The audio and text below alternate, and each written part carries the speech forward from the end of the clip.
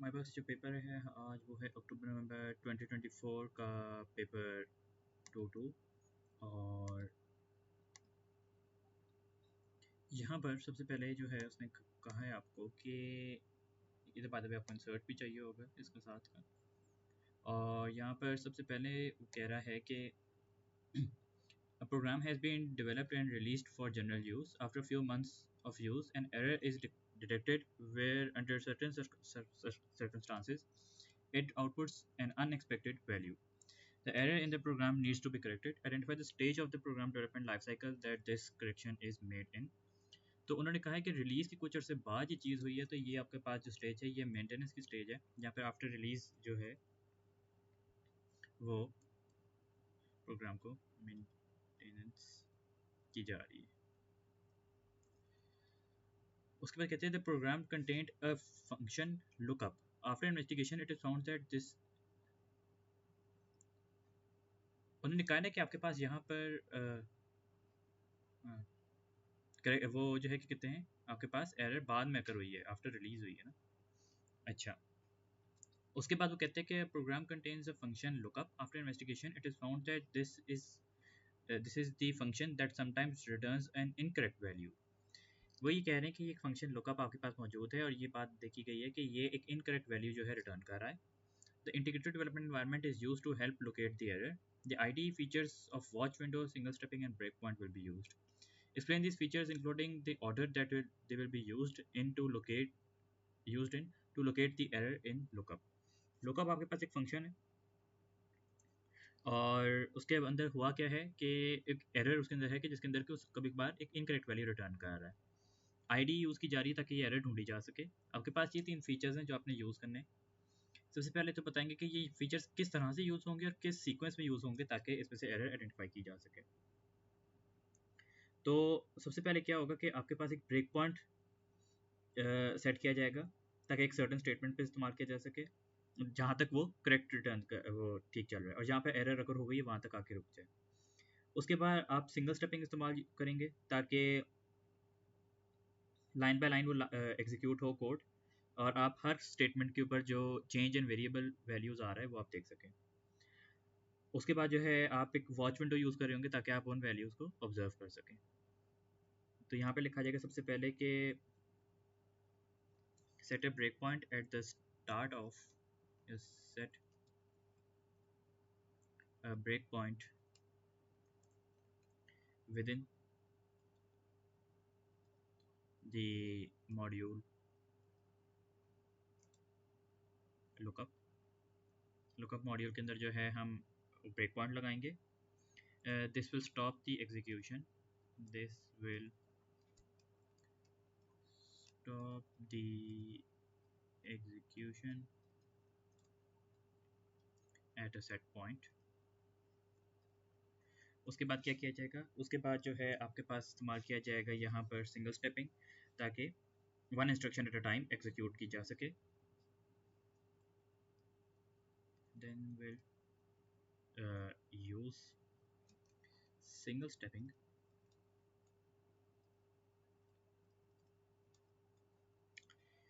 to execute one statement at a time. Watch window will be used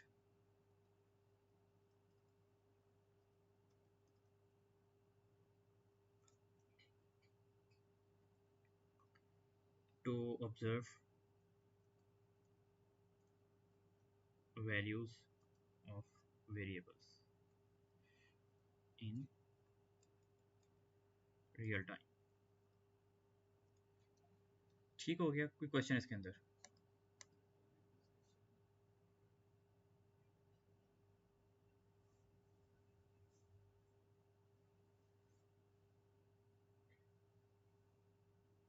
नहीं, बस आप directly लिखना है, बस डायरेक्टली लिखना है क्योंकि 3 मार्क्स है ये, तो ज़्यादा भी नहीं, बस हल्का सा एक्सप्लेन कर दिया हमने, काफ़ी है।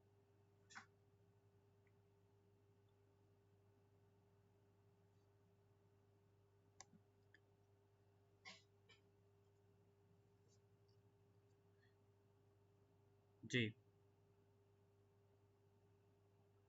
जी। जी बिल्कुल। To solve the error, a programmer decides to create a new module. The design of the new module has been completed and the module is being coded. Identify two IDE features that will help during the code of this new module. आपके पास कौन से, तो कोई भी features आप इसमें से mention कर सकते हैं कि आपके पास प्रिटी प्रिंट है,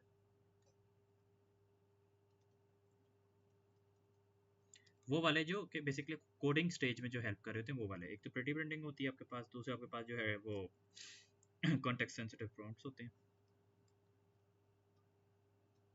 context sensitive prompts. The new module refer, जी वो जो, जी जी जी बिल्कुल।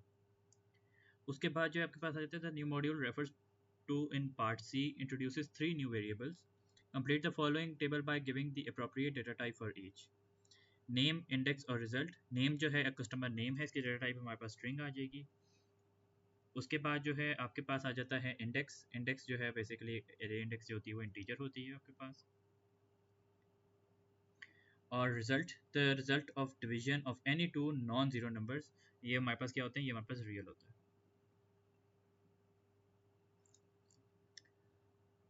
उसके बाद आपके पास आ जाता है क्वेश्चन नंबर 2 के, program is being developed to process bank card information.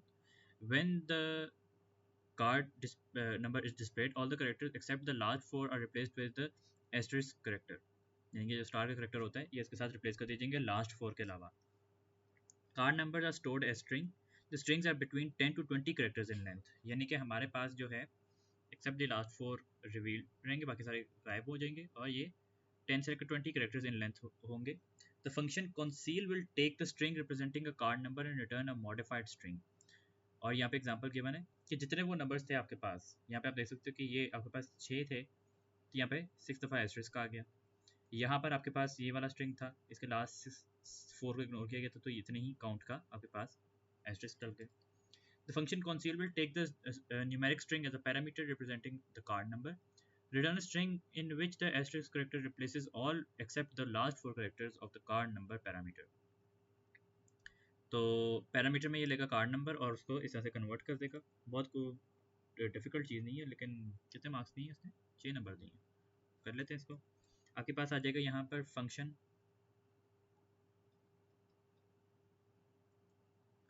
conceal और इसी के कहते हैं आपके पास आ जाएगा पैरामीटर में कार्ड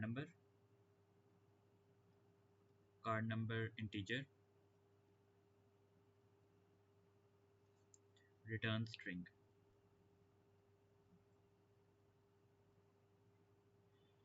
अच्छा, उसके बाद क्या होगा कि सबसे पहले जो है हमारे पास यहाँ पर आ जाएगा,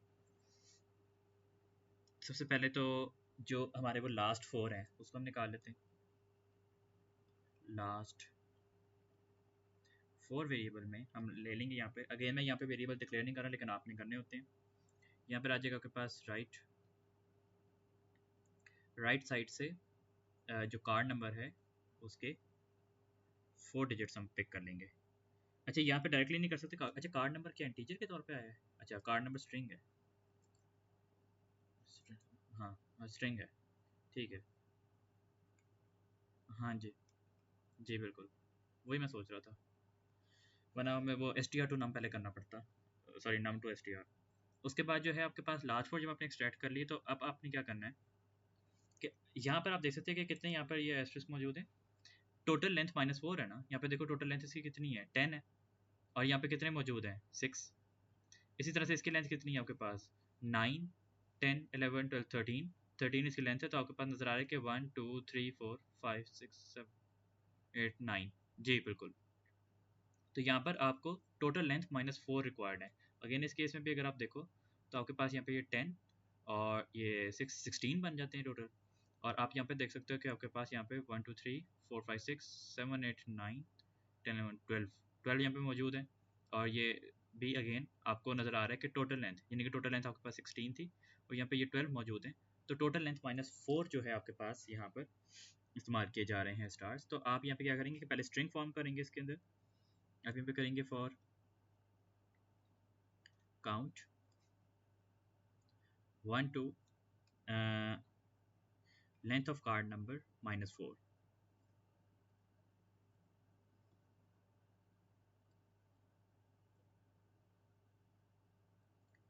कार्ड नंबर -4, ये आपके पास लेंथ लगाई जाएगी। इसमें किया क्या जाएगा आपके पास, इसके अंदर जो है हम अपने पास बना लेंगे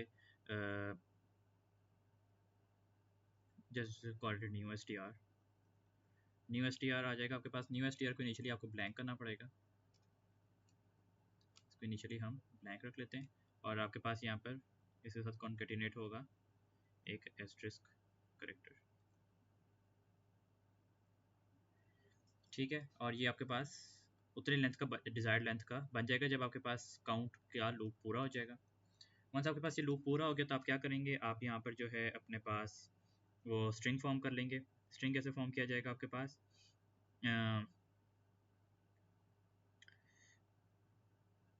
अच्छा यहाँ पे हमने क्या किया कि हमने यहाँ पे बेसिकली वो स्ट्रिंग बना लिया था। उसके बाद हम क्या करेंगे, यहाँ पे जब आपके पास कंप्लीट हो गया तो न्यू एस टी आर यानी कि जो कह लो कार्ड नंबर है उसका अपडेट कर दिया जाएगा। कार्ड नंबर को यहाँ पर अपडेट कर दिया जाएगा as new S T R concatenate with, या इसको कोई और वेरिएबल ले लेते हैं, न्यू नंबर कह लेते हैं इसको, न्यू कार्ड नंबर। इसके साथ new S T are and last 4 के साथ लगा दिया जाएगा। ये आपके पास नया नंबर फॉर्म हो गया और आप इसको रिटर्न कर देंगे।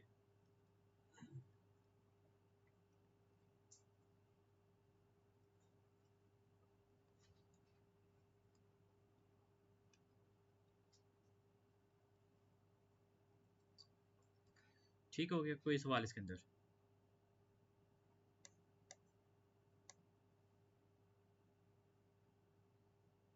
अच्छा ओके,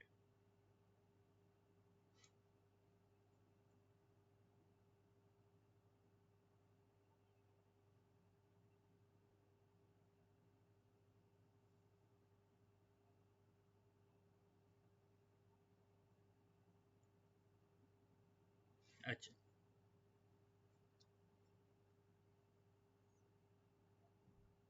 लूप हमने इसलिए लगाया बिकॉज हमने वो स्टार्स भी तो उतनी लेंथ के बनाने थे ना।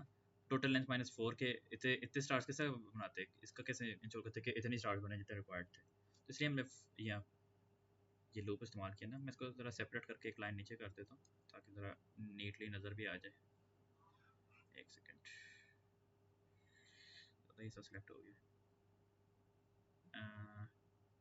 नहीं आई गेस हाँ ऐसे ठीक है, अब थोड़ा ज़्यादा रीडेबल लग रहा है। अच्छा जी, उसके बाद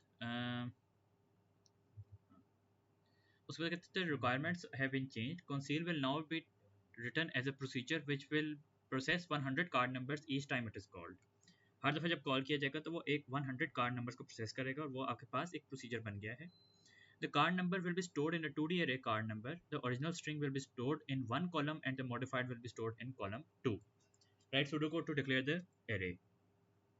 आपके पास क्या करेगा, 100 कार्ड नंबर्स को प्रोसेस करेगा तो उसके अंदर एरे क्या होगी, एरे आपके पास आ जाएगी डिक्लेयर कार्ड नंबर 100 रोज और 2 कॉलम्स होंगे ना उसके अंदर। अब कार्ड नंबर हमारे पास बन गया array 1 to 100 1 column 2 of string।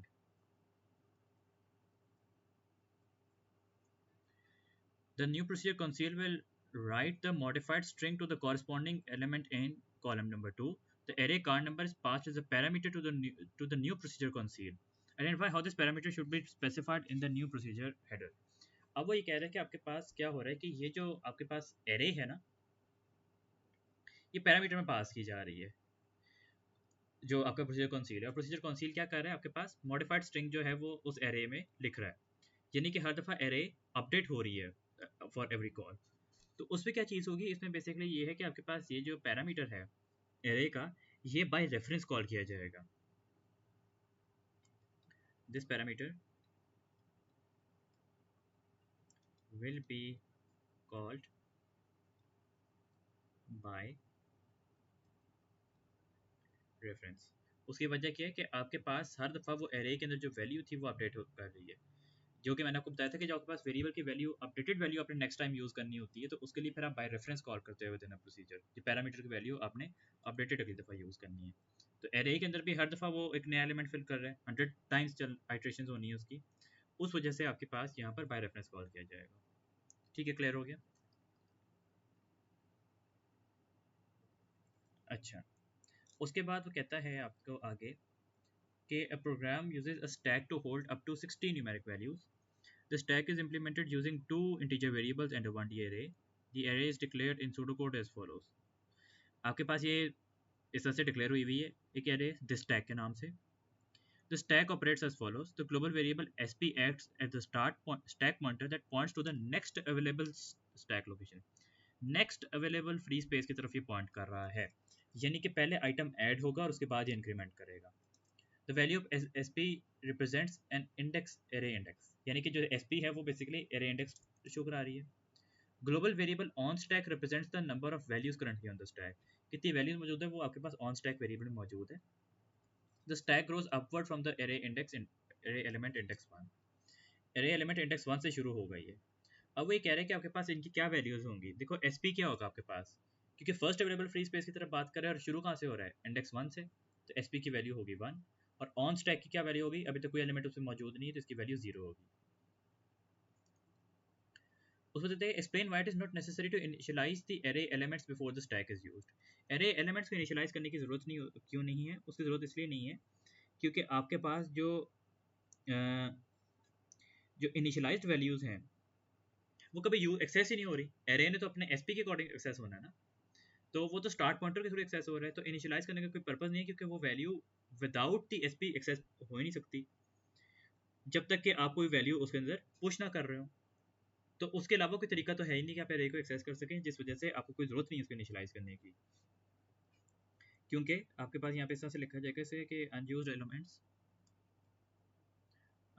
Elements can not be accessed until a value has been pushed in it. तो इस वजह से आपके पास कोई पॉइंट ही नहीं रहता कि आप उसको क्या बोलते हैं इस्तेमाल इनिशियलाइज करें। उसको कहते हैं कि the function to add the value to this stack is expressed in pseudocode as shown. The function will return a value to indicate whether the operation was successful or not. आपके पास ये pseudocode लिखा हुआ है और आपने fill in the blanks करने हैं। Function push this value real returns boolean. Declare return value boolean. If dash then return dash. यानी कि उसने कहा था कि आपके पास stack already full होगा, तो उस केस में उसने कहा था कि एक वैल्यू रिटर्न की जाएगी जो कि बताएगा कि ऑपरेशन सक्सेसफुल था या नहीं था। इसका मतलब बूलियन वैल्यू रिटर्न हो रही है आपके पास, रिटर्न वैल्यू वैसे भी आपको नजर आ रहा है बूलियन है, तो क्या किया जाएगा यहाँ पे रिटर्न हो जाएगा आपके पास फॉल्स रिटर्न हो जाएगा। अच्छा, और यहाँ पे क्या आता है कि स्टैक ऑलरेडी फुल है, तो स्टैक फुल किस तरह से आइडेंटिफाई होगा, स्टैक फुल इस तरह से आइडेंटिफाई होगा कि आपके पास जो ऑन स्टैक वैल्यू है, ये ऑन स्टैक वैल्यू जो है वो 60 तक पहुंच जाए। If on stack is equal to 60 then return false. इसका मतलब ये कि आपके पास जो है वो स्टैक फुल है। अदरवाइज क्या होगा, आपके पास ये वैल्यू जो है, दिस वैल्यू एरे इंडेक्स को साइन हो जाएगी, दिस टैग के जो करंटली रनिंग इंडेक्स है, जो यानी कि जो एसपी की तरफ से पॉइंटेड इंडेक्स है उसको साइन हो जाएगी। उसको साइन होने के बाद आपके पास एसपी इंक्रीमेंट कर जाएगा towards the next available free space और ऑन स्टैक इंक्रीमेंट करके रिटर्न कर देगा ट्रू। कोई क्वेश्चन इसके अंदर?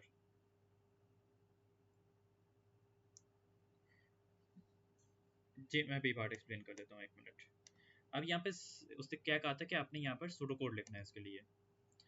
क्या सिचुएशन होगी यहाँ पर कि सबसे पहले उसने कहा कि इस केस में क्या हो रहा है। इस केस में हमें नजर आ रहा है कि उसने कहा कि स्टैक इज ऑलरेडी फुल, और उसने कहा था कि कोई ऑपरेशन सक्सेसफुल हुआ या नहीं हुआ तो उसके मुताबिक आपने वैल्यू रिटर्न करनी है। हमने ये देखा कि हम यहाँ पे रिटर्न कर सकते हैं फॉल्स के अगर स्टैक फुल है, और स्टैक फुल किस तरह से आइडेंटिफाई होगा, जब ऑन स्टैक 60 के ऊपर पहुंच जाएगा। ऑन स्टैक वो वेरिएबल था जिसपे कि टोटल काउंट ऑफ वैल्यूज पड़ा होता है, कितनी वैल्यूज मौजूद हैं उसके अंदर। On stack represents the number of values currently on the stack. तो उससे हमें पता चल गया कि आपके पास स्टैक फुल है, तो यहाँ पर तो वैल्यू नहीं डाली जा सकती। उसके बाद अगर स्टैक फुल नहीं है तो हमने क्या किया कि हमने दिस स्टैक जो एरे थी उसकी एरे इंडेक्स में डाला स्टार्ट पॉइंटर और उसको ये वैल्यू असाइन कर दी। उसके बाद एसपी को इंक्रीमेंट कर दिया बाय 1, ऑन स्टैक को इंक्रीमेंट कर दिया बाय 1 और रिटर्न कर दिया ट्रू। ठीक हो गया। ओके, उसके बाद जो है यहाँ पर इस बार खत्म हो गया। क्वेश्चन नंबर 4 में वो कहते हैं कि the global integer variable tick is always incremented every millisecond 1000 times per second regardless of other programs running। आपके पास एक ग्लोबल वेरिएबल है टिक के नाम से जो कि हमेशा इंक्रीमेंट करेगा 1000 times per second regardless of the other programs running. कोई ऐसे फर्क नहीं पड़ता कि दूसरे प्रोग्राम्स क्या कर रहे हैं, किस तरह से रन कर रहे हैं, वो हमेशा टिक करता रहेगा, इंक्रीमेंट करता रहेगा। The value of tick can be read by any program. वो जो वैल्यू है वो किसी भी प्रोग्राम की रीड की जा सकती है, मगर वो वैल्यू चेंज नहीं होती जब उसे रीड किया जा रहा होता है। यानी कि जब उसको वैल्यू को पिक कर लिया गया तो उसके बाद वो रीड चेंज नहीं होगी। और वैल्यू ऑफ टिक कभी ओवरफ्लो नहीं करेगी, वो इन्फिनिट तक जा सकती है, क्योंकि उसकी मैक्सिमम वैल्यू बाउंड्री नहीं है। As an example the following pseudocode algorithm would output could. अच्छा, ये जो है ना उन्होंने चीज़ क्या एक्सप्लेन की हुई है, यहाँ तक ये जो चीज़ एक्सप्लेन की गई ना, ये बेसिकली कंप्यूटर का वो सिस्टम है जिसके थ्रू के कंप्यूटर टाइम डिनोट करते हैं कि कितने टाइम से कोई चीज़ हो रही है। ये वो चीज़ है कि वो किसी एक वैल्यू को पिक कर लेता है और उसके बाद वो वैल्यू इंक्रीमेंट करती रहती है जब तक कि वो अपने मैक्सिमम वैल्यू तक नहीं पहुंच जाती। उसके थ्रू कंप्यूटर आइडेंटिफाई कर रहा है कि कितना टाइम गुजरा है। और ये जो टिक है ये 1000 टाइम्स पर सेकेंड जो है इंक्रीमेंट करता है। यानी कि आफ्टर वन सेकेंड टिक, अगर आप एक वैल्यू पिक करते हो तो एक सेकंड बाद उसकी वैल्यू 1000 हो चुकी होगी, फिर 2000, फिर 3000, फिर 4000। उसके बाद उससे एग्जांपल यहाँ पे दी हुई है कि आपके पास ये सिस्टम टाइम के लिए यूज़ कैसे किया जाता है। मैंने हमेशा बताया कि आपने हमेशा जब इस तरह से सवाल आते हैं एक डिफरेंट पैटर्न का, तो इसके ऊपर आपने हमेशा इसकी एग्जांपल गिवन होती है। ये वो सवाल है जो बेसिक प्रोग्रामिंग के अंदर आते हैं। मैंने पिछले में जो करवाया था वो जो आप लोगों को टेस्ट में दिया हुआ था, उसके अंदर मैंने सवाल दिया हुआ था वो वाला जो अक्टूबर नवंबर 2025 में आया था। उसके अंदर उसने बात पॉइंट आउट की, जो एग्जांपल गिवन थी उसके थ्रू ही वो जो स्ट्रिंग्स वाला सवाल था क्वेश्चन नंबर 6, वो सारा का सारा जो है वो उसकी एग्जांपल के थ्रू होना था। ये भी सारा का सारा अपनी एग्जांपल के थ्रू होना है। यहाँ पे एग्जांपल में बात कर रहे हैं कि द फॉलोइंग सूडोकोड, मैं यहाँ पे बात कर रहा हूँ कि ये जो एग्जांपल गिवन होती है ना बेसिक प्रोग्रामिंग के सवालों में, हमेशा इनको देखा करो, क्योंकि सवाल आपका इसी के ऊपर से आएगा। जो आंसर है आपका वो बिल्कुल इसी एग्जांपल जैसा ही होगा और सिमिलर होगा इसके। जी, कि उसकी वजह ये होती है क्योंकि यहाँ पर सिर्फ लॉजिक बिल्डिंग हो रही है। यहाँ पे ये कोई मतलब एरेज या टेक्स्ट फाइल्स वगैरह का कॉन्सेप्ट नहीं है। अच्छा, यहाँ पर उसने कहा हुआ है कि आपके पास following pseudocode algorithm for output goodbye 40 seconds after outputting hello. यानी कि पहले ये आउटपुट करेगा हेलो और उसके 40 सेकंड्स के बाद ये आउटपुट कर रहा है गुड बाय। आप देख सकते हैं कोड लिखा हुआ है, इसके अंदर आउटपुट किया उसे हेलो, उसके बाद स्टार्ट वैल्यू ले ली टिक की, रिपीट किया अनटिल टिक की वैल्यू पहुंच गई स्टार्ट प्लस 40,000 के और आउटपुट गुड बाय। यानी कि आपके पास 40,000 जो टिक की वैल्यू जब इंक्रीज कर गई तो उससे हमें पता चला कि आपके पास 40 सेकंड गुजर गए हैं। हमें ये बात पता थी कि अगर हमारे पास 1000 टिक्स हैं, 1000 टिक्स जो हैं हमारे पास एक सेकंड की इक्वल है। इसी तरह से हमारे पास 10,000 टिक्स जो हैं वो हमारे पास इक्वल होंगी 10 सेकंड्स के। इसी तरह से हमारे पास 60,000 टिक्स जो हैं वो किसकी इक्विवेलेंट होंगी, वो आपके पास 1 मिनट की इक्विवेलेंट होंगी। इस तरह से जो है हम इस पे से टाइम डिटरमिन कर सकते हैं कि कितना टाइम गुजर गया हुआ है। इसी तरह से अगर मैं इस पे बात करता हूँ कि 3 लाख टिक्स की बात करते हैं तो ये आपके पास बन जाएगा 3 लाख, हाँ, तो ये आपके पास बन जाएगा आपके पास 5 मिनट्स। तो इस कैलकुलेशन के थ्रू जो है हम अंदाज़ा कर सकते हैं कि कितना टाइम आपने गुजारना है। यहाँ पर उससे जब टिक उससे एक रेपिटेशन चलाई, एक लूप लगाया, लूप लगाने से क्या हुआ, लूप लगाने से ये हो कि टिक की वैल्यू दोबारा इंक्रीमेंट होना शुरू हो गई। और जब वो अपनी इनिशियल पोजीशन से 40,000 वैल्यूज इंक्रीज कर गई तो आपके पास लूप को रोक दिया गया और उसके बाद आपके पास आउटपुट कर दिया गया गुड बाय। इसका मतलब ये कि ये आउटपुट हेलो जी। तो बात ये थी कि उसने यहाँ पर इस टाइम कन्वर्जन को यूज़ करते हुए वेट किया और आइट्रेशंस की जब तक कि आपके पास इस इनिशियल वैल्यू के अंदर 40,000 टाइम्स इंक्रीज वो 40,000 ऐड नहीं होंगे। जब 40,000 ऐड हो गए तो उससे रेपिटेशन रोक थी, जिसका मतलब ये था कि आपके पास 40 सेकंड्स गुजर चुके हुए हैं। 40 सेकंड्स गुजरने के बाद उसने यहाँ पर गुड बाय आउटपुट कर दिया। ये जो पूरा कोड लिखा हुआ है आपके सामने, ये कोड बेसिकली हमें ये बात बता रहा है कि आपने एक कंप्यूटर सिस्टम के अंदर लाइक जो with in this question scenario, एक कंप्यूटर सिस्टम के अंदर टाइम किस तरह से गुजारना होता है। ये आपके पास टाइम गुजारने का कोड लिखा हुआ है। The program is needed to help a user to time an event such as boiling an egg। उसके बाद वो प्रॉब्लम की तरफ जा रहा है कि आपने यहाँ पर बताना है कि एक event such as boiling an egg को टाइम करने के लिए आपके पास ये कोड इस्तेमाल किया जाएगा। Time taken for an event is known as the elapsed time. The program contains the procedure timer which will, timer procedure अब क्या करेगा, दो इंटीजर वैल्यू लेगा representing an elapsed time in minutes and seconds. आपके पास ये जो procedure timer है ये आपसे दो इंटीजर वैल्यूज लेगा, एक मिनट्स के लिए लेगा और एक आपके पास सेकंड्स के लिए लेगा, कितने मिनट और कितने सेकंड स्पेंड करने हैं। ये वैल्यू ऑफ वेरिएबल टिक जो है वो पिक की जाएगी और उसके थ्रू जो है elapsed टाइम कैलकुलेट किया जाएगा। कैसे कैलकुलेट किया जाएगा, जिस तरह से यहाँ पर किया हुआ है। अगेन वही बात आ जाती है कि एग्जाम्पल पे बहुत ज़्यादा फोकस करना है क्योंकि यही चीज़ यूज़ होगी आपकी आगे। Output of warning message 30 seconds before the time elapsed time is up. आपने एक 30 सेकंड्स पहले, लाइक टाइम खत्म होने के 30 सेकंड्स पहले जो है आपने एक वार्निंग मैसेज आउटपुट करना है और टोटल टाइम होने के ऊपर आपने यहाँ पर मैसेज आउटपुट कर देना है कि आपके पास टाइम कंप्लीट हो गया। फॉर एग्जाम्पल जब आपके पास 5:45 का लगाया गया यानी कि 5 मिनट्स 45 सेकंड्स का, तो पहले 5 मिनट्स 15 सेकंड्स गुजरने के बाद उसने आउटपुट किया 30 सेकंड्स टू गो और 5 मिनट 45 सेकंड्स पे कह दिया उसने कि the time is up. Right pseudo code for the procedure timer. अब यहाँ पर टाइम किस तरह से वैल्यूएट हो रहा है ये बात देखने की है कि सबसे पहली बात तो ये देखनी है कि ये जो आपका टाइम है ये आपके यूनिट्स में नहीं गिवन। आपका यूनिट क्या है, आपके पास यहाँ पे यूनिट मौजूद है टिक, जो कि बेसिकली 1000th पार्ट है ऑफ अ सेकंड। तो इसमें कन्वर्ट करने के लिए सबसे पहले क्या करना पड़ेगा, पहले तो हमें 5 मिनट्स को 45 सेकंड में बनाना पड़ेगा। यानी कि आपके पास टोटल टाइम किस तरह से बनेगा, मिनट्स को पहले आप कन्वर्ट करेंगे सेकंड्स में 60 से मल्टीप्लाई करके और इस पर टोटल सेकंड्स भी ऐड कर देंगे, सेकंड्स आपके जो भी हैं, ठीक है। तो ये आपके पास टोटल नंबर ऑफ सेकंड्स बन गए और टोटल नंबर ऑफ सेकंड्स को कन्वर्ट करना है अब आपने टिक्स के अंदर, तो आप क्या करेंगे इसको मल्टीप्लाई कर देंगे विद 1000। यानी कि आपके पास ये 5 मिनट 45 सेकंड के लिए आप इसको करेंगे 5 टाइम्स 60 ताकि 5 मिनट सेकंड बन जाए। इसको ये 45 सेकंड्स ऐड करेंगे और उसके बाद इसको मल्टीप्लाई करेंगे जब आप 1000 से, तो आपके पास टोटल टिक्स बन जाएंगे जो आपने स्पेंड करनी है। अब इसके थ्रू जो है हम यहाँ पर टाइम निकालेंगे कि कितना टाइम लगेगा उसको ये काम कंप्लीट करने में। अच्छा, अब इसके अंदर से जो है हमने ये टाइम निकालना है कि पहले उसके वो क्या कहते हैं, पहले 30 सेकंड्स कहाँ से निकलेंगे। तो वार्निंग टाइम क्या होगा आपके पास, वार्निंग टाइम बेसिकली इस टोटल टाइम में से 30,000 आप माइनस कर देंगे। अगेन क्योंकि 30 सेकंड्स पहले ना, तो 30 टाइम्स 1000 टाइम जो है आपके पास इस टाइम में से माइनस किया जाएगा। तो आपके पास पहले तो यहाँ पे प्रोसीजर हेडर आ जाएगा,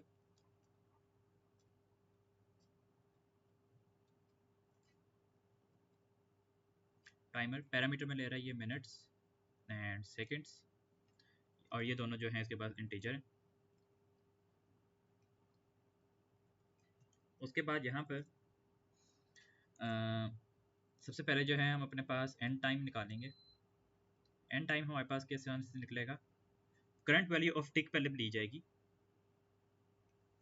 और इसमें ऐड किया जाएगा आपके पास जो कन्वर्जन हमने की थी मिनट्स टाइम्स 60 प्लस सेकंड्स और इस सारे को मल्टीप्लाई किया जाएगा विद 1000। तो ये total number of ticks, current value of tick plus the total number of ticks जो हमने स्पेंड करनी है आपके पास एंडिंग टाइम बन जाएगा कि इस टाइम पर जो है काम कंप्लीट कर देना है। और वार्निंग टाइम आपके पास कब बनेगा, वार्निंग टाइम आपके पास बन जाएगा इस एंड टाइम में से जब हम यहाँ पर 30 सेकंड्स पे पास करेंगे कि 30 टाइम्स 1000 हमने इसको कन्वर्ट किया, तो यानी कि 30,000 टिक्स पहले वार्निंग मैसेज जनरेट होगा, और उसके बाद जो है जब आपके पास एंड टाइम पहुंच जाएगा तो वहां पर आप कोड को एंड कर देंगे। सबसे पहली बात यहाँ पर अब किस टाइम के साथ स्पेंड करना है, टाइम स्पेंड करने का तरीका उसने यहाँ पर आपको ये बताया हुआ है कि इसके थ्रू जो है आप टाइम स्पेंड करते हैं। तो यहाँ पर इसी तरह से कोड को आपने लिखना है। यहाँ पर आ जाएगा आपके पास रिपीट डू नथिंग, कुछ भी नहीं करना आपने,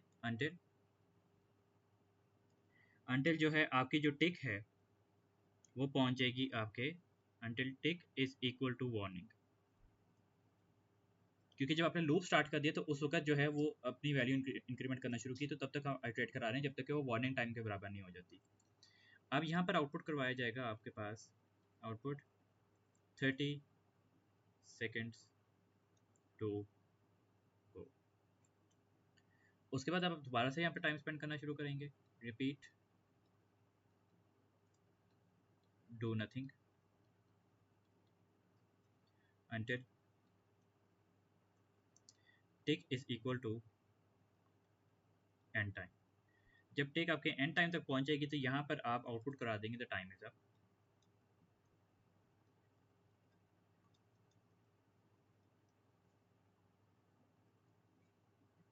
और उसके बाद जो है आपके पास यहाँ पे प्रोसीजर एंड हो जाएगा, एंड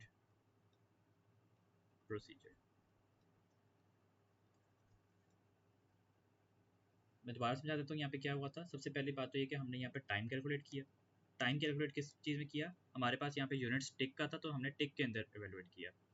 करंट वैल्यू ऑफ टिक से इतना टाइम जब आपके पास आगे गुजर जाएगा तो आपके पास एंड टाइम रीच हो जाएगा, और उससे 30 सेकंड्स पहले यानी कि 30,000 टिक्स पहले जो है आपने यहाँ पे वार्निंग टाइम जनरेट करना है, यानी कि वार्निंग मैसेज जनरेट करना है। तो आपके पास यहाँ पे टाइम स्पेंड करने का तरीका क्या होता है, यानी कि टाइम गुजारने का तरीका, ये टाइम मूव करने का तरीका कंप्यूटर में, वो उसने यहाँ पर लिख के दिया हुआ था। रिपीट लगाया to nothing until tick is equal to warning. जब वार्निंग टाइम में आपके पास आ गया तो उस वक्त वार्निंग मैसेज जनरेट कर दिया गया। उसके बाद दोबारा से आइट्रेशन शुरू हुई जब तक ये टिक जो है एंड टाइम तक नहीं पहुंच गई। जब वो एंड टाइम तक पहुंची तो आपके पास टाइम इज अप आउटपुट करके प्रोसीजर एंड कर दिया गया। ठीक हो गया। अच्छा, उस उसके बाद वो कहते हैं कि the program contains a global binary array data with 100 elements of type integer. The program contains the function process expressed in pseudocode as follows. ये एक प्रोसेस फंक्शन है आपके पास और यहाँ पर वो गिवन है कोड, और वो कह रहे function process number integer label string return string, कुछ वेरिएबल्स डिक्लेयर्ड हैं। काउंट को सेट किया गया int 100 divided by number, index को सेट कर दिया गया डेटा नंबर से, केस ऑफ इंडेक्स मॉड 2 लगाया गया, कुछ फंक्शनिंग हो रही है अगेंस्ट, हमें नहीं पता क्या हो रहा है, और रिटर्न वैल्यू रिटर्न कर दी गई। इसके बाद runtime error can be generated in different ways. For example, a runtime error will be generated if a function is called with invalid parameters. The pseudocode contains 3 statements that would generate a runtime error. Write the 3 statements and explain how each could generate a runtime error. आपके पास यहाँ पे 3 ऐसे possibilities हैं जिसके अंदर के यहाँ पर रन टाइम एरर्स जनरेट होंगी। सबसे पहले यहाँ पे अगर हम देखें तो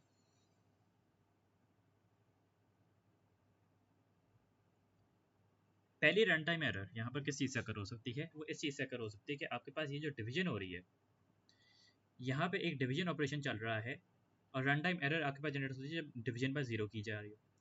इस नंबर के ऊपर कोई इस बात का चेक नहीं है कि ये नंबर जो है आपके पास 0 नहीं आ सकता, या कोई आप इसको इनिशियली चेक नहीं कर रहे कि ये नंबर 0 ना हो भी सकता है। तो इसलिए यहाँ पर पहली एरर इस बात पे जनरेट होगी कि अगर नंबर जो है वो 0 पास कर दिया जाएगा तो आपके पास एक रन टाइम एरर जनरेट होगी। इस स्टेटमेंट के ऊपर जो ये स्टेटमेंट है काउंट, इसका साइन हो रहा है यहाँ पर इंट 100 टाइम्स नंबर, इसमें क्या इशू है कि number could be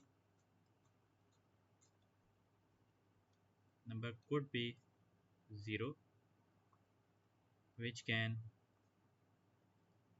result in division by 0, जिस पे कि रन टाइम एरर जनरेट हो गई। उसके बाद अगली जो एरर हमें नज़र आ रही है वो इस बात की भी नज़र आ रही है कि ये जो नंबर वैल्यू है इसको कोई चेक नहीं किया गया तो और ये एक एरे इंडेक्स को चेक कर रही है, ये नहीं कि ये एक एरे इंडेक्स के ऊपर लगाई जा रही है। हो सकता है कि आउट ऑफ बाउंड हो। इसकी पॉसिबिलिटी इस बात की आ सकती है कि ये जो नंबर पैरामीटर पास किया गया है, फॉर एग्जाम्पल अगर आपकी एरे जो है वो 1 से लेकर 100 तक की और ये वैल्यू 200 पास कर देता है, तो ये आउट ऑफ रेंज वैल्यू है। तो यहाँ पे दूसरी बात ये आ जाएगी स्टेटमेंट नंबर 2 में कि इंडेक्स को साइन हो रहा है यहाँ पर डेटा नंबर, और यहाँ पे क्या आ जाएगा आपके पास कि value number could be outside the range of array boundaries.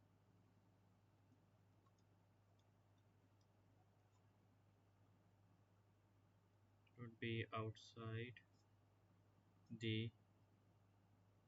range of index boundaries, यानी कि लोअर बाउंड और अपर बाउंड से बाहर हो सकता है वो। और तीसरी वैल्यू हमें कहाँ नज़र आती है? तीसरी वो यहाँ पे ये नज़र आ रही है कि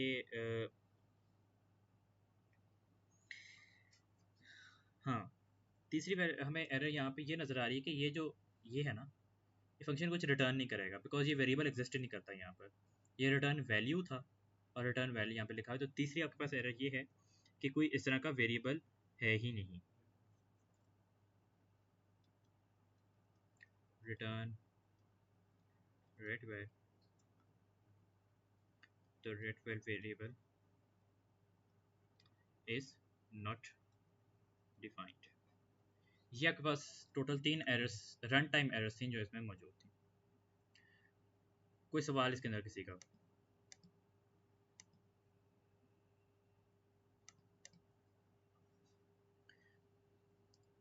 अच्छा, उसके बाद वो कहते हैं one type of run time error can cause a program to stop responding, यानी कि फ्रीज कर सकता है। Identify a particular type of programming construct that can generate this type of error and explain why this occurs. ऐसी क्या चीज़ हो सकती है कि आपके पास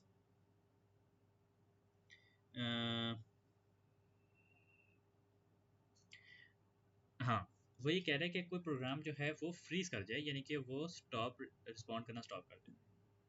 ऐसी क्या कंस्ट्रक्ट होता है जिसके ऊपर के आपके पास ये एरर इस तरह की जनरेट होती है? ये थोड़ा सा ज़्यादा उससे उन लोगों से पूछे जिन्होंने पेपर 4 दिया। वो बेसिकली आपके पास प्रोग्राम स्टॉप या रिस्पॉन्डिंग तब रुक जाता है कि जब आपने कोई कंडीशनल लूप लगाया हुआ हो और उसकी एंडिंग स्टेटमेंट कभी सेटिस्फाई ना की जा रही। अगर मैं यहाँ पे लगा देता हूँ, मैं बता रहा हूँ ना, 1 मिनट जी, मैं यहाँ पे लगा देता हूँ रिपीट। मैं इधर x डिक्लेयर कर देता हूँ। x जो एक इंटीजर वेरिएबल है हमारे पास, और हमारे पास y भी एक इंटीजर है। ठीक है, मैं यहाँ पे क्या करता हूँ, मैं रिपीट लगा देता हूँ। रिपीट x को कर देते हैं x+1 until y is equal to 7। अच्छा, यहाँ पे आपको नजर आ रहा है कि पूरे कोड में y की वैल्यू तो चेंज ही नहीं हो रही कहीं पर, और x इंक्रीमेंट करता चला जा रहा है।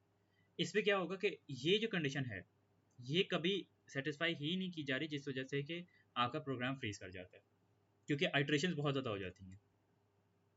लेकिन अगेन क्योंकि सूडो कोड्स में ये चीज़ आप एक्सपीरियंस नहीं, कोई आइट्रेशन की वैसे लिमिट नहीं होती, तो वो कैसे लगाओगे आप लिमिट?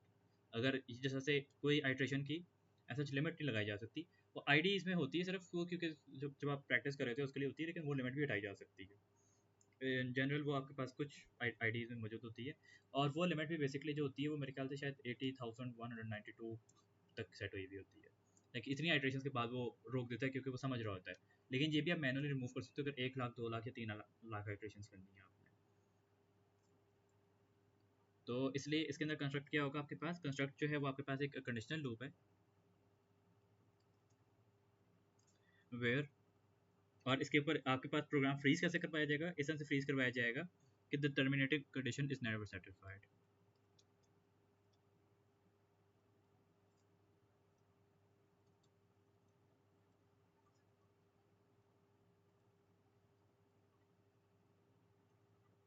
अगेन ये चीज़ वही ज़्यादा स्टूडेंट्स फेस करते हैं जो बेसिकली क्या कहते हैं, प्रोग्रामिंग पेपर 4 के कर चुके हो।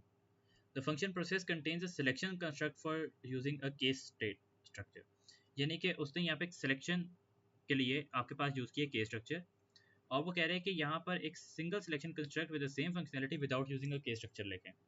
तो सिलेक्शन आपके पास दूसरी कौन सी होती है? वो एफ की होती है। तो यहाँ पे हमारे पास क्या मौजूद है, ये केस था और इसको हमने लिखना है इफ एल्स में। अगर आपके पास वैल्यू 0 आती है तो रिटर्न वैल्यू को ये साइन कर देना है, और अगर वैल्यू 1 आती है तो ये साइन कर देना है। यहाँ पर समझने की बात क्या है कि ये आपके पास mod 2 लगा हुआ है, तो mod 2 की इसके अलावा कोई दूसरी पॉसिबल वैल्यू नहीं होती, आइदर इट इज़ 0 और 1। mod 2 के अलावा कोई पॉसिबल वैल्यू नहीं होती। तो आपके पास आ जाएगा कि इफ इंडेक्स mod 2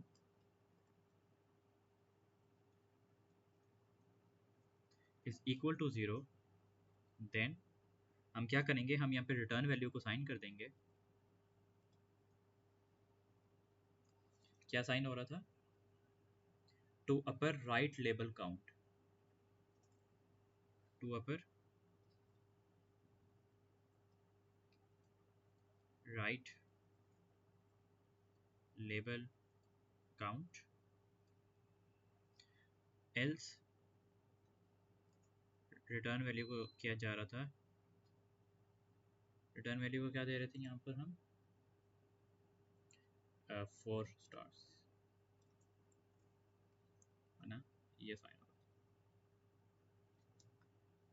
था। एंड इफ ठीक हो गया कोई क्वेश्चन इसके अंदर,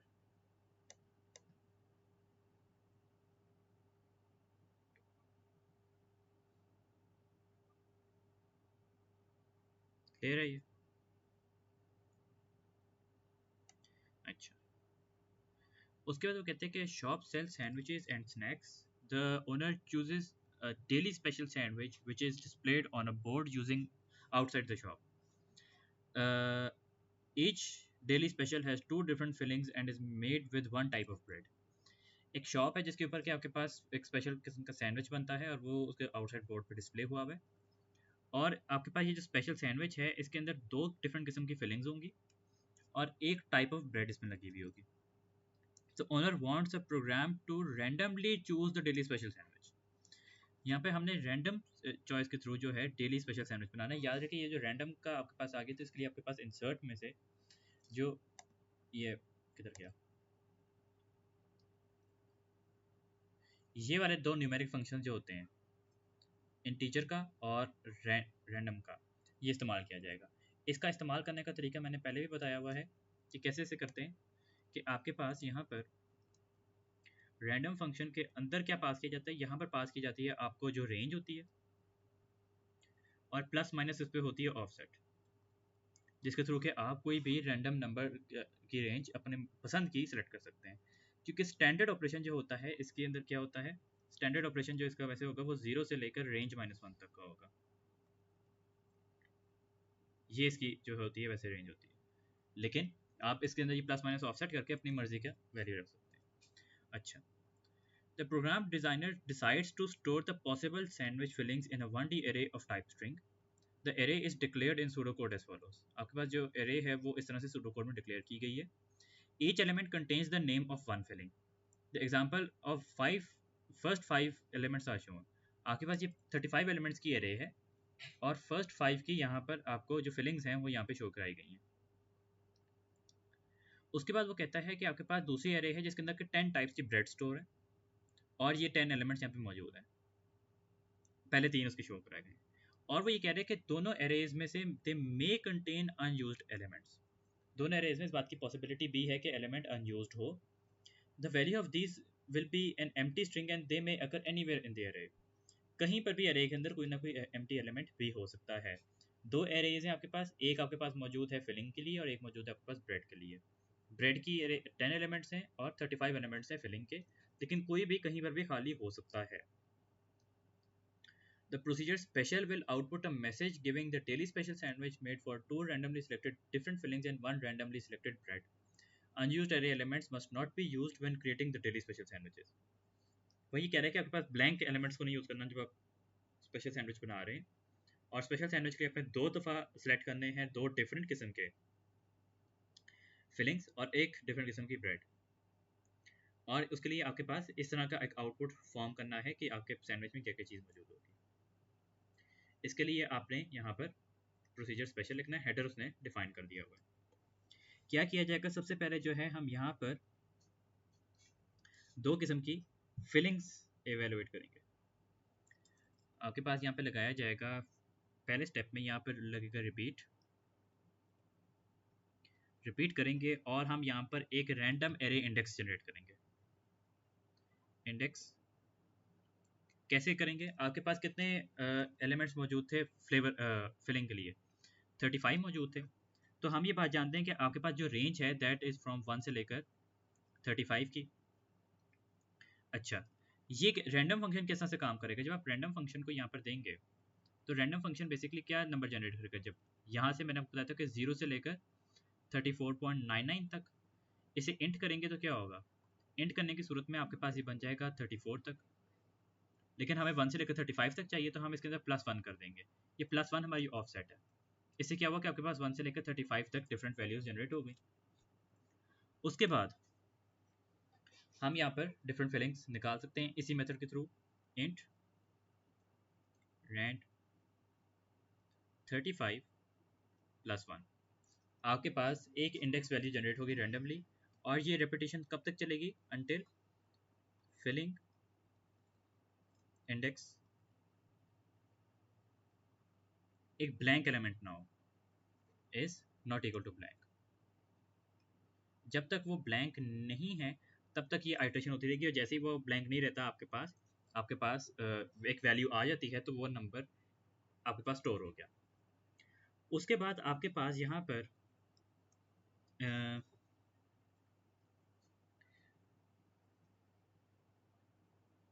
क्या किया जाएगा कि आपके पास जब ये आ गया तो उसके बाद हम यहाँ पर पहली फिलिंग सेव कर लेंगे। फिलिंग 1 को सेव कर दिया जाएगा इन फिलिंग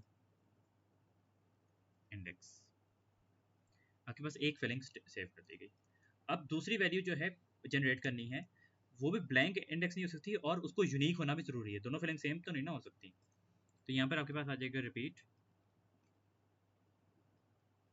उसी तरह से हम यहाँ पे इंडेक्स जनरेट करेंगे। Index int random 35 plus until filling index is not equal to blank and uh, filling 1 is not equal to this current filling index। यानी कि जब वो डिफरेंट फिलिंग भी हो आपके पास और वो ब्लैंक एलिमेंट भी ना हो तब तक जो है आपके पास ये इटरेशन होगी। उसके बाद हम फिलिंग नंबर 2 को भी सेव कर लेंगे। फिलिंग 2 को भी सेव कर लिया जाएगा यहाँ पर एज फिलिंग इंडेक्स। उसके बाद सेम मेथड यूज़ करना है हमने, लेकिन अब हमने ब्रेड निकालनी है। ब्रेड निकालने का तरीका क्या था? आपके पास यहाँ पे के 10 एलिमेंट्स थे और ऑफसेट आपके पास सेम रहेगी। रिपीट इंडेक्स इंटीजर रैंडम 10 + 1, क्योंकि ये वैसे किससे जनरेट करेगा? ये 0.999 तक इंटीजर करेंगे, 0 से लेकर 9 तक, +1 कर दिया तो ये आपके पास 1 से लेकर 10 तक हो गया। रेंज करेक्ट कर दी हमने until.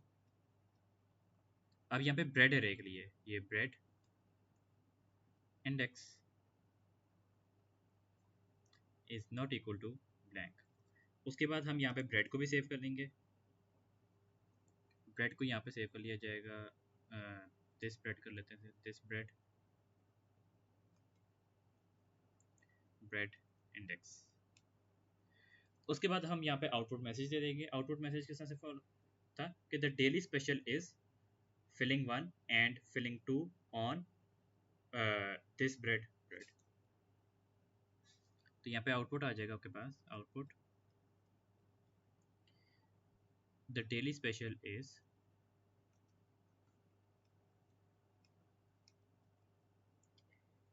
Comma filling 1 comma and comma filling 2 comma on comma this bread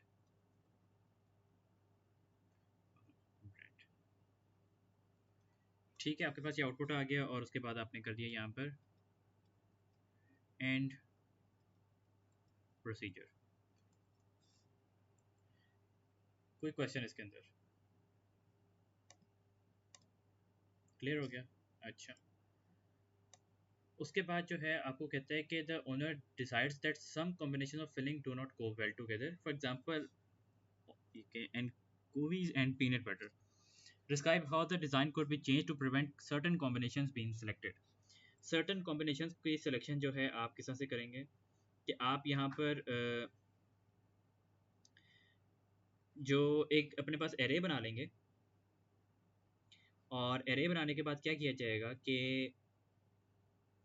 उसके अंदर बेसिकली आप जो है वो इनएक्सेप्टेबल फिलिंग्स को रखेंगे हर दफ़ा और जब आपके पास दोनों इंडेक्सेस जनरेट हो रही हैं यहाँ पर तो दोनों फिलिंग्स को मैच यहाँ पर एक और कंडीशन लगाकर बेसिकली यहाँ पर एक एडिशनल कंडीशन लगा दी जाएगी ताकि वो वाले कॉम्बिनेशन जो हैं वो आपके पास फॉर्म ना हो रहे हों। 2 मार्क्स है तो इसलिए बहुत ज़्यादा यहाँ पर एक्सप्लेनेशन रिक्वायर्ड नहीं है, आप सिर्फ डिस्क्रिप्शन यहाँ पे देंगे कि for each filling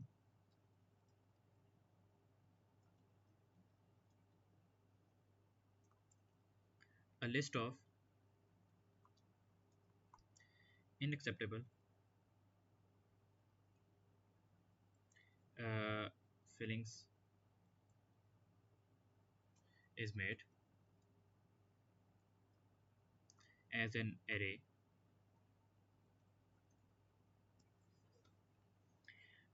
when the second filling is selected,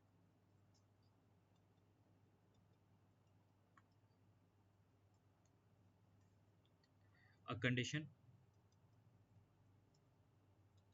will be added to the uh, check that the randomly chosen filling is not in that array.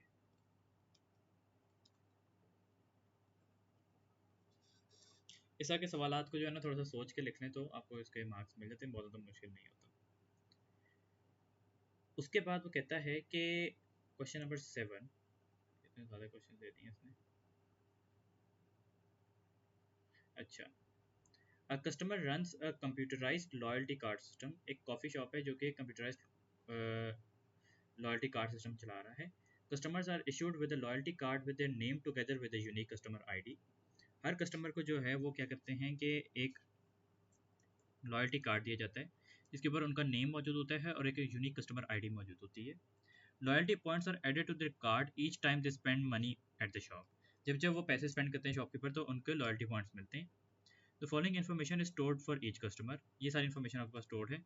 ID, name, home address, email address, mobile phone number, date of birth, number of points, date of last visit and amount of money spent at last visit.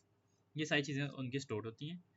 A new module will generate a personalized email message to each loyalty card customer who has not visited the coffee shop in the last 3 months. हर एक बंदे को personalised email भेजी जाएगी उन loyalty card customers को जिन्होंने coffee shop को last 3 months में विजिट नहीं किया। The message will include a unique voucher code which can be used to authorize a discount if the customer goes to the shop within the next 2 weeks। यानी कि उनको जो है यहाँ पर एक क्या कहते हैं एक डिस्काउंट कोड दे दिया जाएगा जो कि उनको डिस्काउंट प्रोवाइड कर देगा इन द नेक्स्ट 2 वीक्स अगर वो विजिट कर लेते हैं। उसको एक वाउचर दे दिया। Identify 3 items of customer information that will be used by the new module and justify your choice. क्या 3 ऐसे इनमें से चीज़ें होंगी जो यूज़ की जाएंगी? सबसे पहली चीज़ जो यहाँ पर यूज़ हो रही है वो आपके पास ईमेल एड्रेस है ताकि ईमेल भेजी जा सके। दूसरी बात उसका नेम और कस्टमर आईडी है जो कि पर्सनलाइज करने के लिए ईमेल को इस्तेमाल किया जाएगा। और तीसरी बात आपके पास जो यूज़ हो रही है वो डेट ऑफ लास्ट विजिट है ताकि इस बात को चेक किया जा सके क्या वो लास्ट 3 मंथ्स में आए थे या नहीं आए थे। काफ़ी स्ट्रेट फॉरवर्ड यहाँ पे इसका जवाब बन रहे। सबसे पहले आ जाएगा आपके पास name to personalise the email दूसरी चीज़ आपके पास आ जाएगी यहाँ पर email address,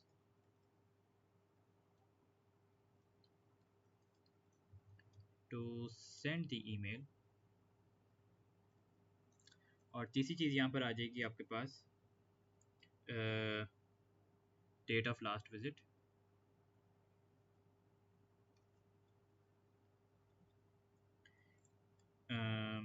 to select the customers who haven't visited in last 3 months.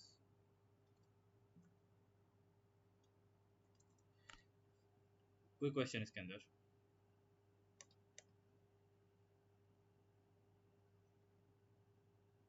Okay उसके बाद कहते हैं कि identify the computational thinking skill that you needed to use in part A. इस स्किल को कहा जाता है एब्स्ट्रैक्शन,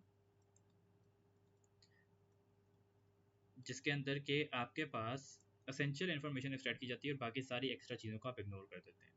हमने खाली उस मॉड्यूल के मुताबिक सोचा, बाकी सारे कोड का कुछ नहीं सोचा, और उसके मुताबिक 3 कस्टमर आइटम इन्फॉर्मेशन हमने निकाल ली। It is decided to adopt a formal program development lifecycle model for the development of the new module. Analysis of the new module is completed and the project moves on to the design stage. During this stage, all the necessary algorithms and module designs will be defined. State 3 other items that will be defined for the new module during the design stage. आपके पास design stage में क्या क्या चीज़ें बनती हैं? Design stage में सबसे पहले आपके पास डेटा स्ट्रक्चर्स डिफाइन किए जाते हैं।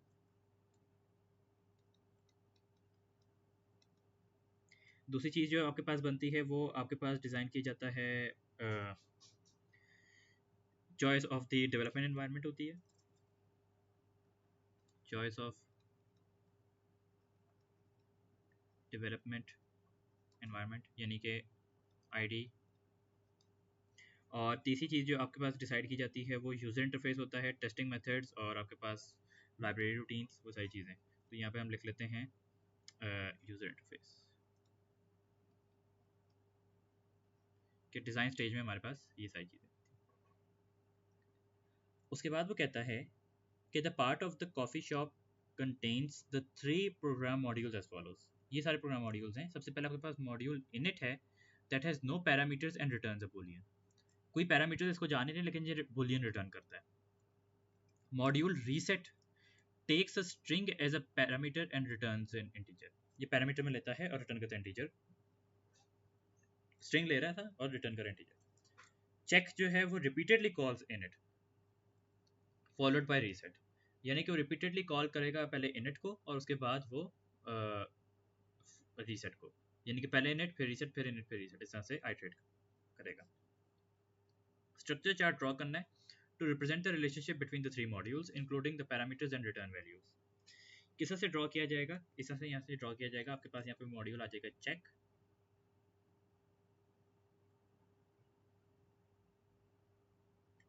और एक ही यहाँ पे कॉल करेगा आपके लिए इनिट को। इनिट ले कुछ नहीं रहा था लेकिन एक बूलियन रिटर्न कर रहा है। और आपके पास आ जाएगी दूसरा जो मॉड्यूल था आपका, दूसरा मॉड्यूल था आपके पास रीसेट का, जो कि इंटीजर एज अ पैरामीटर ले रहा था, जो स्ट्रिंग पैरामीटर में ले रहा था और आपके पास इंटीजर रिटर्न कर रहा था। और उसने कहा कि रिपीटेडली कॉल कर रहा है ये आपके इनिट को और उसके बाद रीसेट को। तो आपके पास इस तरह से एक यहाँ पे राउंड एरो ड्रॉ हो जाएगा। याद रहे कि हमेशा इस तरह से आइट्रेशन होती है इसके अंदर, स्ट्रक्चर चार्ट के अंदर, यानी कि पहले ये रन करेगा और उसके बाद ये वाला रन करेगा। तो इसलिए जब भी आपको इस तरह से कहा जाए कि जो सीक्वेंस गिवन हो तो इस तरह से ड्रॉ किया करें कि लेफ्ट साइड वाला सबसे पहले चलना है और राइट साइड वाला सबसे एंड पे चलेगा। ये आपके पास स्ट्रक्चर चार्ट ड्रॉ हो गया। कोई क्वेश्चन इसके अंदर?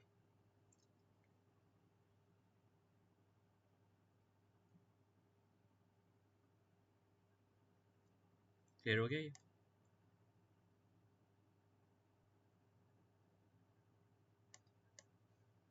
अच्छा, उसके बाद वो कहता है कि अब आपके पास आखिरी सवाल आ गया इसका, जो कि रिकॉर्ड डेटा टाइप में से है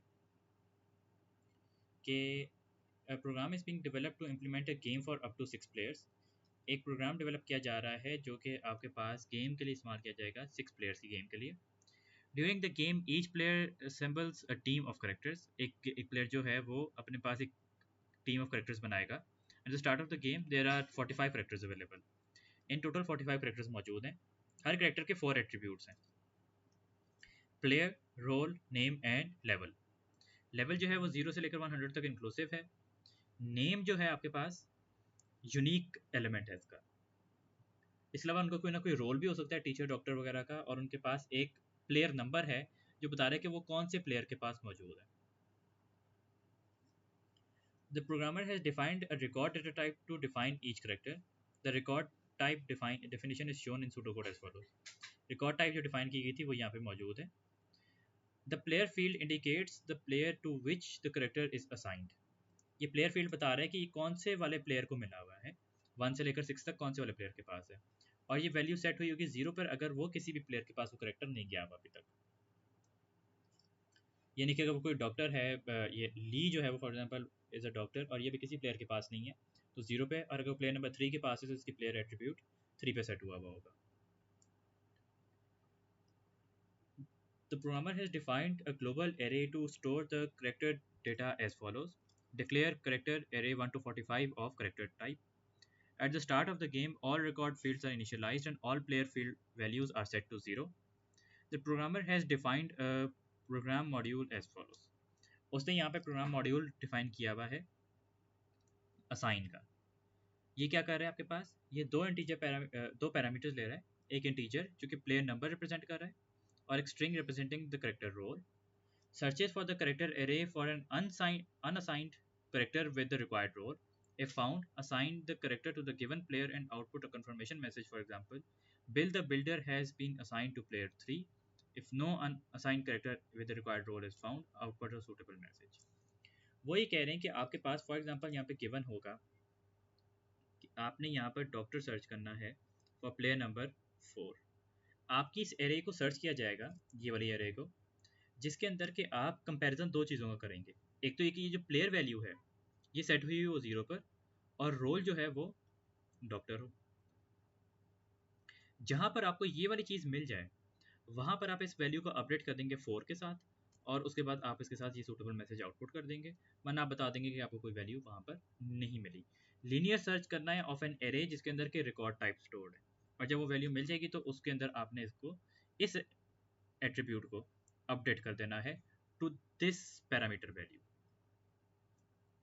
ठीक हो गया? वर्किंग समझ आ गई कोड की क्या है? ओके, तो यहाँ पर वो कहता है कि right pseudo code for the module assign. तो यहाँ पर आ जाएगा आपके पास प्रोसीजर,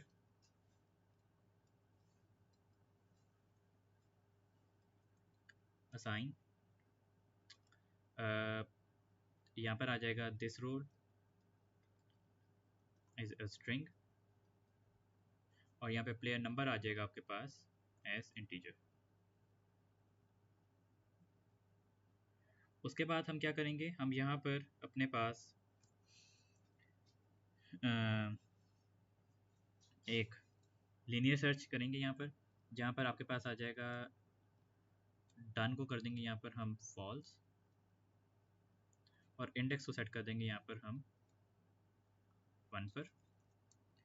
उसके बाद यहाँ पे लूप लगाएंगे while index is less than equal to 45 elements है ना, and done is equal to false. यानी कि जब तक आपको वैल्यू नहीं मिल जाती और आपके पास इंडेक्स जो है वो लेस देन इक्वल टू 45 है तब तक आइट्रेशन होगी। आइट्रेशन की कंडीशंस दो हैं आपके पास कि इफ़ करेक्टर जो आपकी एरे है उसकी इंडेक्स पर पड़े हुए रिकॉर्ड टाइप की प्लेयर वैल्यू जो है वो 0 है, एंड वो आपके डिज़ायर्ड रोल पर भी है।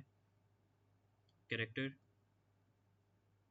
इंडेक्स डॉट, इसको अगली लाइन में लिख लेना चाहिए था,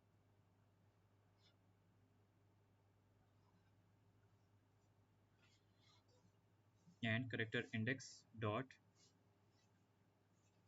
role is equal to this role. अगर आपके पास यहाँ पर वो रोल भी मैचिंग है और आपके पास प्लेयर भी अभी तक कोई नहीं मिला हुआ इस वाले रोल को, तो देन क्या किया जाएगा आपके पास, देन आप यहाँ पर इसकी प्लेयर वैल्यू को अपडेट कर देंगे with character index dot player को आप अपडेट कर देंगे विद प्लेयर वैल्यू जो आपको पैरामीटर में मिली थी। अपडेट करने के बाद यहाँ पर हो जाएगा आपके पास डन को आप कर देंगे यहाँ पर ट्रू, ट्रू कर दिया। उसके बाद ये हो जाएगा एल्स पार्ट में। एल्स पार्ट में क्या किया जाएगा, एल्स पार्ट में आप इंडेक्स को इंक्रीमेंट कर देंगे बाय 1 और यहाँ पर हो जाएगा ये एंड इफ और यहाँ पर हो जाएगा ये एंड वाइल। ये वैल्यू आपके पास असाइन हो गई उस सॉरी प्लेयर जो है आपका प्लेयर वैल्यू चेंज कर दी गई, इसकी वजह से वो उस प्लेयर नंबर को वो उस मैचिंग रोल वाला करेक्टर असाइन कर दिया गया। उसके बाद यहाँ पे आउटपुट मैसेज जो किस तरह से फॉर्मेट में लिखा हुआ है कि अगर आपके पास वो मिल गया, यानी कि अगर आपका डन ट्रू हुआ तो आप ये मैसेज आउटपुट करेंगे, character name the role has been assigned to player, जो प्लेयर आपने पैरामीटर में लिया था वो लिखा जाएगा यहाँ पर। यहाँ पे आउटपुट किया जाएगा message output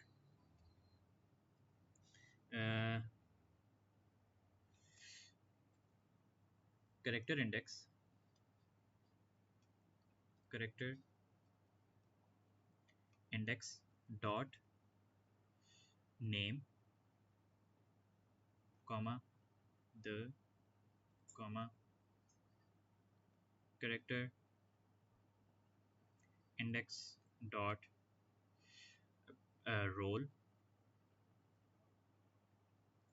comma has been assigned to player comma number। ये आपके पास आउटपुट मैसेज आ गया कि अगर आपको मिल गया। अच्छा, यहाँ पे ऊपर कंडीशन लगानी थी कि if done is equal to true, if done is equal to true, अगर डन आपके पास ट्रू है तो ये आउटपुट होगा। एल्स पार्ट में यानी कि अगर आपके पास डन जो है वो फॉल्स है तो आप क्या करेंगे, यहाँ पर आप आउटपुट करवाएंगे output no character with the role was found, no character with the desired role was found, and if, और यहाँ आ जाएगा आपके पास एंड प्रोसीजर।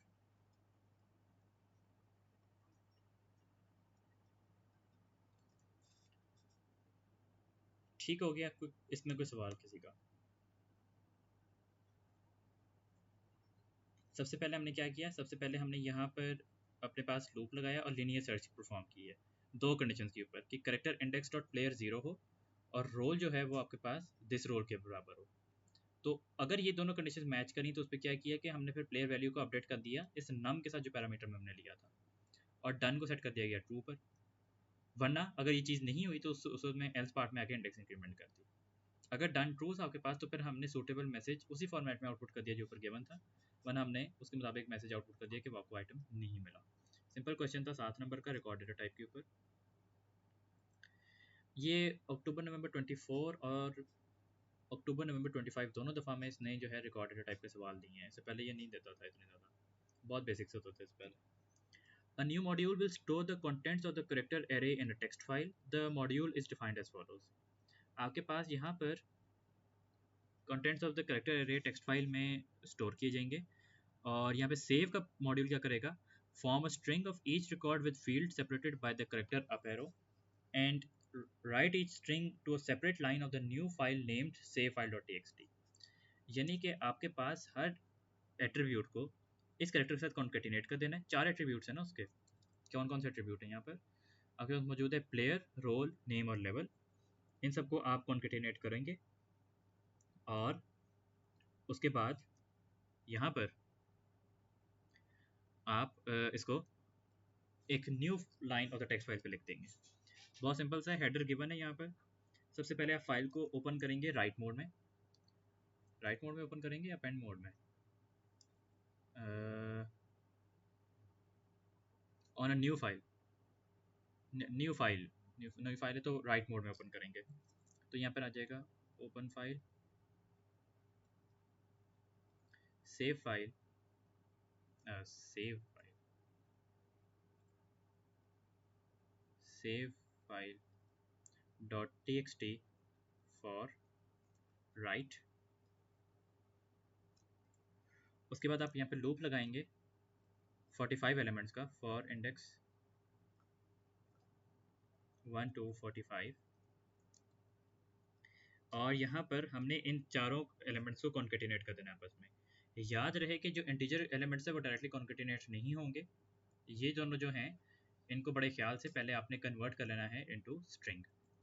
तो यहाँ पर क्या होगा, आपके पास सबसे पहले आ जाएगा, लाइन को फॉर्म किया जाएगा इस तरह से, लाइन के साथ हम कॉन्केटिनेट करेंगे num to str, सॉरी इसको एक लाइन नीचे लिख देता हूँ ताकि क्लियरली नज़र आए। यहाँ पर आ जाएगा आपके पास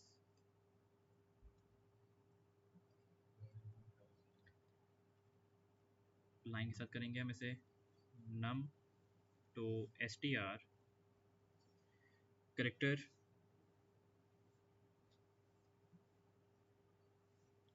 index dot player concatenate with, इसे कॉन्केटिनेट किया जाएगा विद आपके पास वो जो सेपरेटर करेक्टर था, उसके बाद यहाँ कॉन्केटिनेट किया जाएगा इसके साथ आपके पास रोल, उसका करेक्टर इंडेक्स डॉट रोल, इसे कॉन्केटिनेट किया जाएगा अपर एरो, उसके बाद यहाँ कॉन्केटिनेट किया जाएगा आपके पास उसका name, character index dot name, उसके साथ कॉन्केटिनेट किया जाएगा आपके पास सेपरेटर, उसके बाद यहाँ पे कॉन्केटिनेट किया जाएगा आपके पास उसका लेवल, लेकिन अगेन कन्वर्ट करके num to str character index dot level. ये करके आपने लाइन फॉर्म कर दी। इस लाइन को आप न्यू फाइल में लिख लेंगे अपने पास, राइट फाइल, सेव फाइल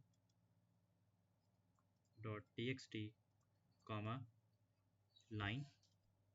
ये करने के बाद जो है आपके पास आ जाएगा यहाँ पर नेक्स्ट इंडेक्स। नेक्स्ट इंडेक्स करने के बाद जो है आप यहाँ पे फाइल को कर देंगे close, close file, save file dot txt, file को क्लोज करने के बाद जो है यहाँ पर आ जाएगा आपके पास एंड प्रोसीजर।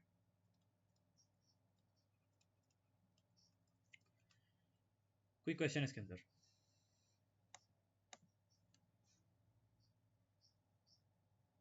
बस लूप लगाया है, सारे एलिमेंट्स को कॉन्केटिनेट किया है, इंटीजर वालों को हमने कन्वर्ट किया इनटू स्ट्रिंग, और उसके बाद हमने राइट फाइल करके लिख दिया उसको। लूप 45 का लगाया गया क्योंकि 45 एलिमेंट्स थे जिनको लिखना था। The program is changed and the record type definition is now as follows. ये आपके पास नहीं हुआ जिसके अंदर एक स्टेटस आगे बूलियन का। Describe how the additional Boolean field may be stored in the rest of the fields on one line of the text file. ये बूलियन फील्ड आपके पास कैसे किया जाएगा? इसके अंदर क्या चीज़ की जाएगी कि आपके पास जो स्टेटस है उसके अगेंस्ट चेक किया जाएगा कि if status equals to true, तो उसके अगेंस्ट ट्रू या फॉल्स के कोई करेक्टर या बनाया जाएगा, और उसको जो है आपके पास सेपरेटर लगाकर अपेंड कर दिया जाएगा स्ट्रिंग के अंदर। यानी कि आप यहाँ पे कंडीशन लगाएंगे कि जैसा से if status equals to true, तो आप यहाँ पे बेसिकली अपने पास करेक्टर वैल्यू को साइन कर देंगे लाइक टी, एल्स जो है आप इसको कर देंगे करेक्टर को एफ। तो इसके थ्रू जो है आप यहाँ पे आइडेंटिफाई कर सकते हैं कि यह चीज़, फिर इस टी या एफ को जो है स्ट्रिंग के एंड पे लगा दिया जाएगा। ये क्या हुआ? पीडीएफ करप्ट हो गई, अच्छा बच गई। यहाँ पर आ जाएगा आपके पास के check for the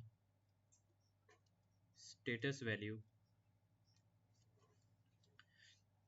in a selection statement and encode true and false as t and f. T and F के तौर पे उनको इनकोड कर लें, स्टोर कर लें, और उसके बाद append this character after adding the upper arrow as separator. यानी कि हमने एफ एल करके वो टी एंड एफ जो है ट्रू फॉल्स के लिए स्टोर कर लिया था, उसके बाद हम जो है उसके थ्रू वो लिखते हैं। The save operation is to be extended so that multiple files may be saved as the game progresses. This will allow the user to restore the game from any saved position. The file name must reflect the sequence in which the files are saved. Describe a method that would allow multiple files to be saved and give an example of two consecutive file names. आपके पास क्या किया जाएगा, आपके पास एक suffix लगा दिया जाएगा जो कि हर एक सेव के ऊपर इंक्रीमेंट कर दिया जाएगा। क्रिएट, ये सफिक्स वाला जो सवाल है ये बेसिकली अगर आप टेक्स्ट फाइल का क्वेश्चन नंबर 13 है मेरे ख्याल से टॉपिकल्स का, वो सफिक्स वाला सवाल मैंने सेपरेटली वहाँ पे करवाया हुआ है। Create a file name with a suffix that increments at every file save. और क्या हो जाएगा, जिस तरह से आपके पास ये बन जाएगी इस तरह से सेव फाइल 001.txt, उसके बाद कंजेक्टिव नेम जो दूसरा जगह आ जाएगा वो आपके पास आ जाएगा सेव फाइल 002.txt। इस तरह से जो है आप फाइल नेम्स बना लोगे। इन दोनों में किसी का कोई क्या हो जाता है इसे, अच्छा इन दोनों में किसी का कोई सवाल हो, क्लियर है? ओके, अगर क्लियर है तो पेपर आपका यहाँ पे कंप्लीट हो गया हुआ है।